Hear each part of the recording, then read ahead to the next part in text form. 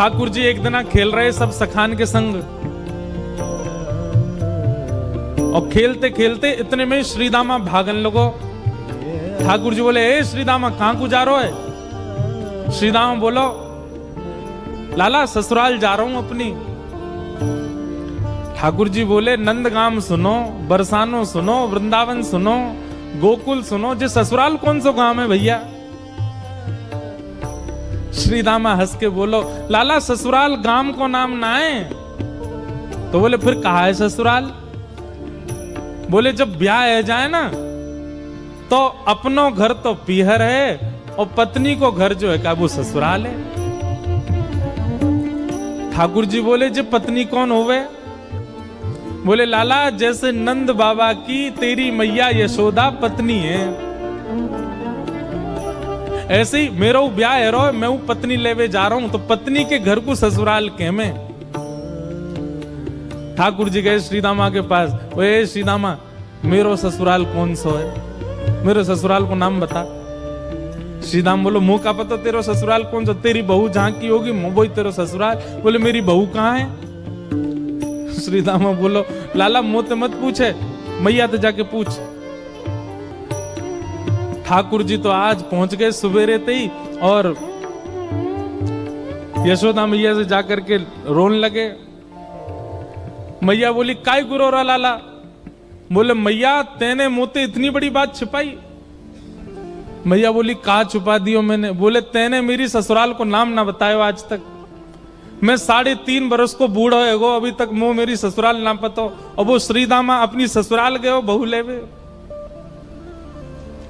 यशोदा मैया बोली, लाला तेरी संगत सुधारनी पड़ेगी, सबरे सखा तो दिन ब दिन बिगाड़ते जा रहे हैं। लाला तूने एक बड़ो है जा, तेरी ससुराल है जाएगी। ठाकुर जी बोले, बड़े कैसे हूं मैं?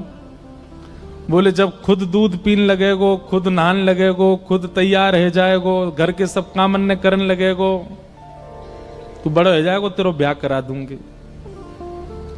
महाराज वही दिना ठाकुर जी गए, अपने सबरे पुराने लत्ता कपड़ा लेकर के आए, धोने लगे उन्हें, अपने आप दूध पीने लगे, अपने आप भोजन करने लगे, अपने आप ही ऊट पटांग श्रृंगार करने लगे। शाम को बोले, मैया मैं बड़ो है गो, अब ब्याह करा दे मेरो। मैया बोली, वाह दिन में ही बड़ो है गो तू। मैया तो बोले, मैया देख तू बात ने मत बदले, बार बार मोते कह तू ऐसा कर तो ब्याह कराऊंगी, बड़ो है जा तो ब्याह कराऊंगी। अब सब काम मैंने कर दिए, घर के सब काम काज करने लगो मैं, देख अपना श्रृंगार खुद करके आऊं, देख कैसा लग रहा हूं मैं। मैया बोली, ओठ वाली चीज आंखन में लगा के आयो, आंख वाली ओठन में लगा के आयो, यो करो बड़ो है गो मैं।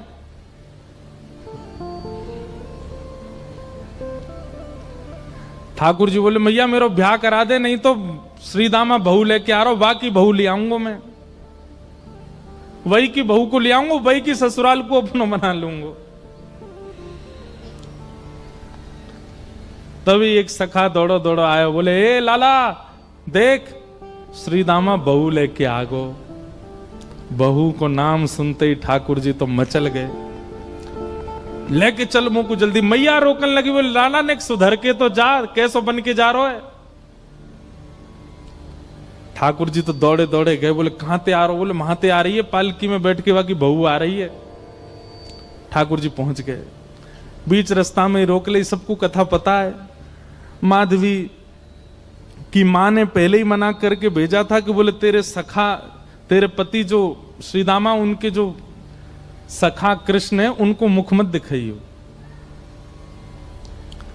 ठाकुर जी पालकी में घुस गए, हाथ पांव जोड़ के कहने लगे, भाभी जी एक बार ने अपना मुख दिखाए दो, लेकिन माधवी ने नहीं दिखाया।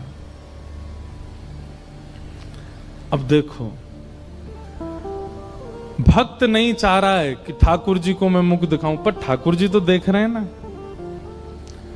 आप कितनों भी उनको देख लो, लेकिन आपके चित्त में भक्ति को संचार तभी होगी जब उनकी कटाक्ष आप पे पड़ेंगे। तो एक बात तो सिद्ध है कि यहां बैठे जितने भी हैं, एक बार भी यदि नाम के प्रति प्रेम आपके चित्त में बढ़ रहा है तो ठाकुर जी ने कभी तो देखे, भूल के ही सही देखे तो हैं हम, तभी हमारे चित्त में भाव उत्पन्न।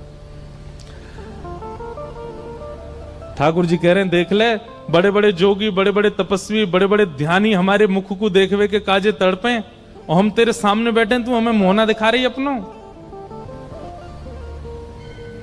माधवी ने मुख नहीं दिखाया। ठाकुर जी बोले ठीक है, तड़पेगी मुख को देखवे के काजे।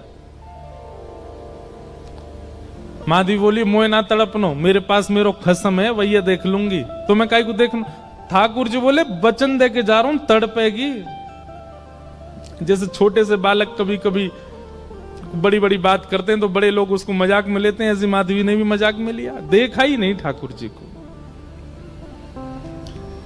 लेकिन ब्रज वृंदावन में तो और कोई काम ही नहीं। या दो हने बहनने मथनो पलेपो प्रेंखे खनार भरुदितो क्षणमार जनादो। श्री शुकाचार्य जी वर्णन करते हैं वृंदावन में कैसी स्थिति है। गोपियां दोहन करती हैं तो घर घर घर जो दही की मथनी की आवाज आती है ना, उसी में ही कीर्तन करने लग जाती हैं। कृष्ण ऐसे, कृष्ण के नेत्र ऐसे, कृष्ण की नासिका ऐसी, कृष्ण के कान ऐसे, कृष्ण को मोर पिछ ऐसा, कृष्ण की पीतांबरी ऐसी, कृष्ण की भुजा ऐसी, कृष्ण के चरण ऐसे। कोई गोपी अपने घर में चौका लगा रही है और चौका में पौंछा की जो छर्र छर्र आवाज आवे, वही छर्र छर्र ध्वनि में ही कीर्तन करने लग जाए, कृष्ण ऐसे, कृष्ण ऐसे। हसितम मधुरम चलितम मधुरम वमितम मधुरम मधुराधिपते अखिलम मधुरम। इन सबकी बातें सुनकर के मीराबाई, माधवी को ऐसा लगता है कि इन सब से तो मैं श्रेष्ठ हूं, कम से कम अपने पति की हूं, इन सब की तरह तो नहीं। पूरे दिन उस कृष्ण की प्रशंसा करती रहती हैं। सब गोपियां माधवी से कहती हैं अभी तक तेरे सामने आयो ना है और तेने अभी तक देखो ना है। अरे या प्रेम को काम भावना ते मत देखियो, 3.5 वर्ष को 4 वर्ष को है, लेकिन वाक्य प्रति एक अलग ही प्रेम प्रकट है जाए। माधवी सबको ज्ञान देती है, बोले चाहे 3 वर्ष को 4 वर्ष को है तो अन्य पुरुष, क्यों उसकी बातें करती हो, क्यों उसकी ओर देखती हो।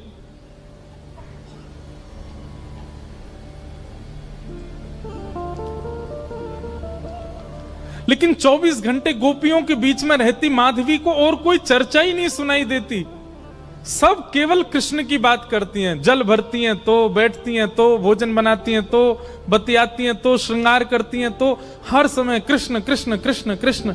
माधवी ने कुछ समय अकेले रहने का भी प्रण लिया, लेकिन अकेले रह नहीं सकती, जंगल है, कहां अकेली जावे, जाना पड़ता है उसको। अब यहां देखो, माधवी चाहती नहीं है ठाकुर जी के सन्मुख आना, वो चाहती नहीं चर्चा सुनना,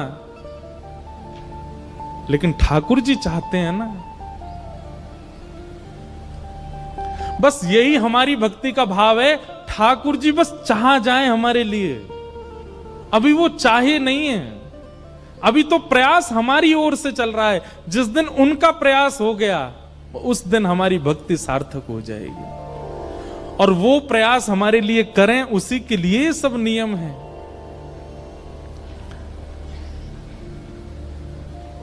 अब तो माधवी 24 घंटा ठाकुर जी का नाम सुनती है। एक दिन रात में सोई तो अब कानों में कृष्ण कृष्ण कृष्ण कृष्ण गूंज रहा है, तो कान बंद करती, पता नहीं पूरे दिन इतना नाम सुनती हूं कि अब तो कानों में भी यही गूंजता है।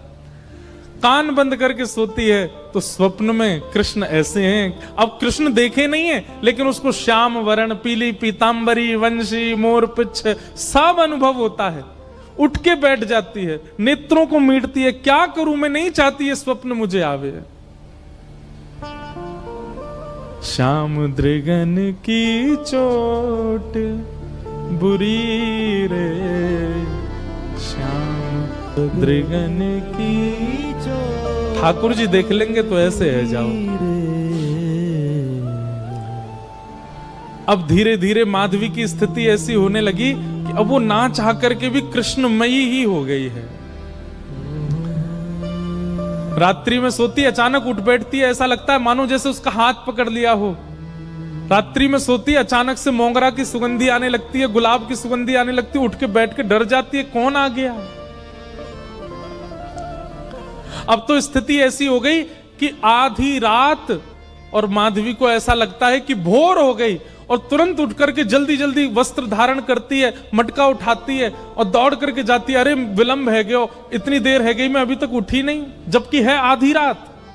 दिन रात सब परिवर्तित हो गया।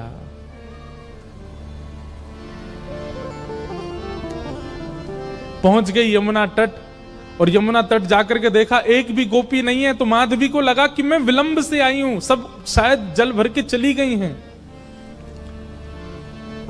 जल भर के रोज जाती है माधवी, लेकिन आज पता नहीं उस पात्र में इतना भार कहां से आ गया कि स्वयं ही नहीं उठा पा रही है। इधर उधर देखने लगी, याचना करने लगी, कोई तो आवे, कोई तो उठा दे। आधी रात उसके लगा है कि अभी भोर हो गई है, और तभी कोई नहीं है वहां। नंद नंदन श्याम सुंदर चलते हुए आ रहे हैं माधवी के पास। मैं एक बात कहता हूं बंधुओं, आप बच नहीं सकते ठाकुर। उनका नाम है कृष्ण, करशतीति कृष्ण। आप नेत्र बंद कर लोगे तो वो ऐसी बात बोल जाएंगे कान में कि कान से उनके हो जाओगे। कान बंद कर लोगे, नेत्र बंद कर लोगे तो ऐसी सुगंधी आ जाएगी कि सुगंधी से उनके हो जाओगे। नाक, आंख, कान सब बंद कर लोगे तो आपके अधर पर एक ऐसा रस टपका देंगे कि उससे उनके हो जाओगे। मुख भी बंद कर लोगे तो केवल एक उंगली से आपका स्पर्श करके चले जाएंगे, स्पर्श से उनके हो जाओगे। कहां तक बचोगे?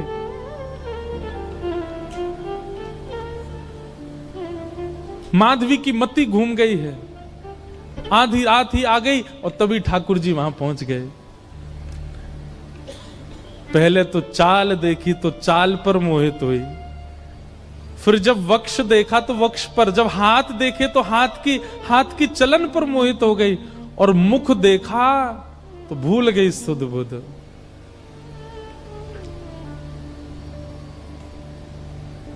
ठाकुर जी आए और आकर के मंद मुस्काए के बोले, हेरी गोपी उचाए ना पा रही, चल ले मैंने एक हाथ लगाए दूं, उचाले याकू। और एक तरफ से माधवी ने मटकी पकड़ी और दूसरी तरफ से ठाकुर जी आकर के नन्हे से गोपाल जी ने जैसे ही हाथ लगाया मटकी उठने लगी। लेकिन मटकी पर नेक सहारा देते माधवी रख लेती, ऐसा नहीं। ठाकुर जी मटकी उछा के, जैसे जैसे मटकी उछ रही है वैसे वैसे ठाकुर जी लंबे होते जा रहे हैं और बिल्कुल माधवी के नेत्रन के सामने आकर के खड़े है गए। कटाक्ष नेत्रों के सामने कोई गोपी टिक नहीं पाती और माधवी को ठाकुर जी प्रत्यक्ष देख रहे हैं, सामने खड़े हैं के। और वो एक क्षण के लिए जो रूप माधुरी का दर्शन हुआ, वो दर्शन देकर के ठाकुर जी खिलखिल करते हुए भाग गए वहां से। अब माधवी चाहती है कि पीछे भागें, लेकिन पैर स्तब्ध हो गए। माधवी चाहती है कि चिल्लाए कि रुक जाओ, पर बोल नहीं पा रही है। माधवी चाहती है कि इधर गए मैं नेत्र घुमा करके देख लूं, पर नेत्र घूम नहीं पा रहे। पूरा शरीर मानो जैसे एक स्थूल स्तब्ध एक मूर्तिमंत की तरह खड़ा हो गया है। केवल नेत्रों से अश्रु गिर रहे हैं, कुछ नहीं कर पा रही, बेसुध है माधवी।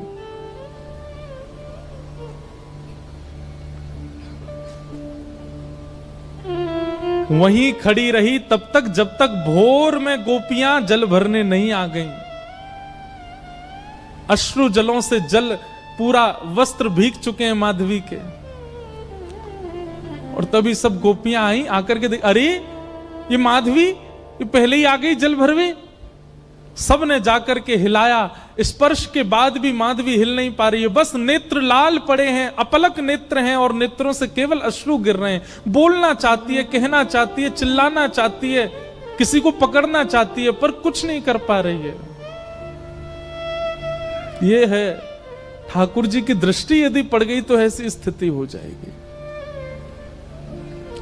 तब एक गोपी गई और यमुना जल लेकर के जैसे ही माधवी के मुख पे छिड़को, माधवी तुरंत सचल जैसी हो गई और धड़ाम से मूर्छित होकर गिरी। गोपियां सब उसके चरण मसलने लगी, हाथ पकड़ने लगी, सिर सहलाने लगी। और जैसे ही होश में आई, होश में आती बस रो रही है और पूछ रही है वो कहां है, मोहिनी मूरत सांवली सूरत, वो कहां है? श्याम दृगन की चोट बुरी रे, श्याम दृगन की चोट बुरी है, श्याम दृगन